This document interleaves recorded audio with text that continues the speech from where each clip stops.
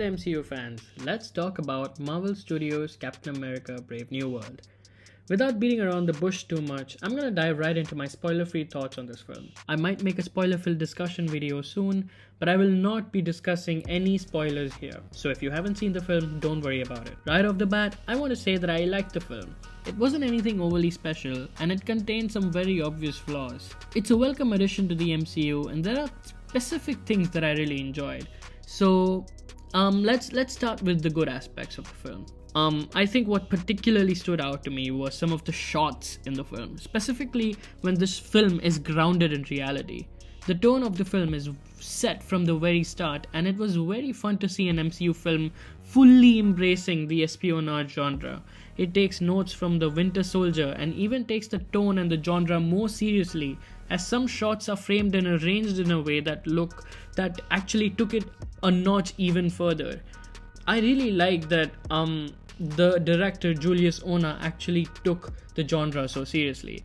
That being said, this was very inconsistent, and I will get to that, but still, the credit where credit is due, it was really cool to see some of these scenes, especially on an IMAX screen. I mean, you'll notice what I'm talking about when you see the film, is that some shots look so powerful and they look like they have something really meaningful to convey, and that was really cool to see. Another strength of the film are the performances by Anthony Mackie, Harrison Ford, and Carl Lumbly.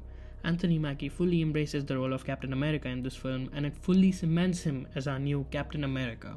Unlike some films recently, the film does send him through a character arc of his own, albeit it was very similar to the one he goes through in The Falcon and the Winter Soldier, but still it is a welcome addition.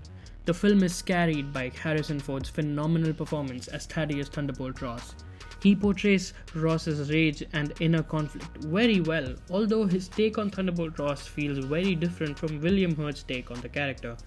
He also goes on a rather touching journey in the film which humanizes his character. Carl Lumbly's Isaiah Bradley is a major strength of this film as well.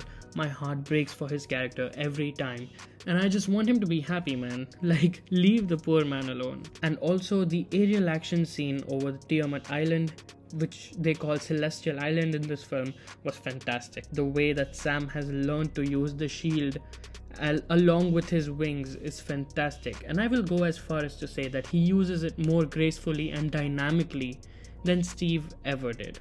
With that, let's run through the film's weaknesses. Oh boy. For starters, you can feel the reshoots. I know this film did not go through as many reshoots as Multiverse of Madness or the Marvels, but I think out of all of these films, you feel it the most in this one. And I blame the extremely poor editing in this film for that. Every time Giancarlo Esposito's character is on the screen, it feels like we cut away to a whole different film. All the dynamic and interesting shots I was referring to earlier just go up in flames in these reshot scenes, where it feels like they just shot something for the sake of it without actually giving it any thought. I just wish the opening sequence did not exist, because while the story does make use of Sidewinder's character with the overall plot, I'm sure they could have done it in some other way and just made sense of the whole thing, I guess. Also, the hand-to-hand combat scene in the film were extremely poor, especially for a film in the superhero genre. Almost 40 films in, why are we getting such weak action in this franchise? But as always, I did not like that this relatively grounded political thriller had to end in the way that it did. I know we were promised the Red Hulk in this movie from the beginning, but it still somehow felt out of place. The audience knows that it's coming, and the film builds up to it like it's a big surprise. And the whole third act fight just ends. I wish they hadn't revealed as much as they did in the trailers. Actually, I don't even think Red Hulk should have been a part of this particular story.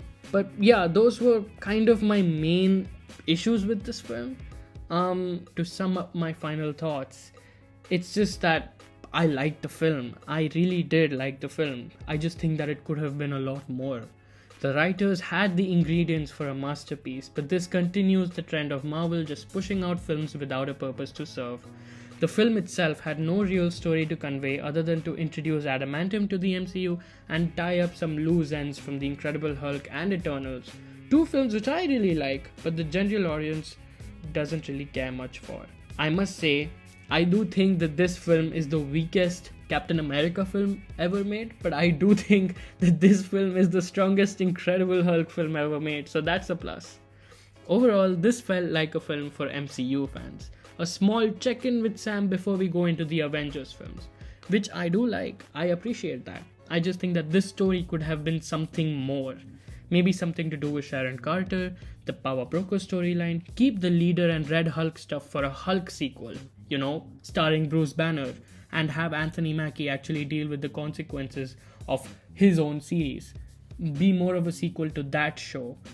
But whatever. I do think that this was a transitory film from Marvel, one where the universe is starting to come together, and you can see the studio putting in effort to make it as good as possible, yet having an extremely poor script to start with, while having interesting ideas that are just not fleshed out enough. As an MCU fan, this is a 7 out of 10, even a 7.5 out of 10 actually. But for an average person, a moviegoer who spent a lot of their money on the movie tickets, on popcorn, on travel to go to the cinema and watch this film, they might not appreciate the entire experience as much. So as a regular person, as an average moviegoer, I would probably rate this a 5 out of 10. So if you're a Marvel fan, definitely give it a shot. But if you just want to have a good time at the movies, maybe not. If you are willing to go and have a fun time, you could, but it's not anything overly special. It's not like you cannot miss this film. You can definitely miss this and still understand what's going on in Avengers Doomsday, I bet.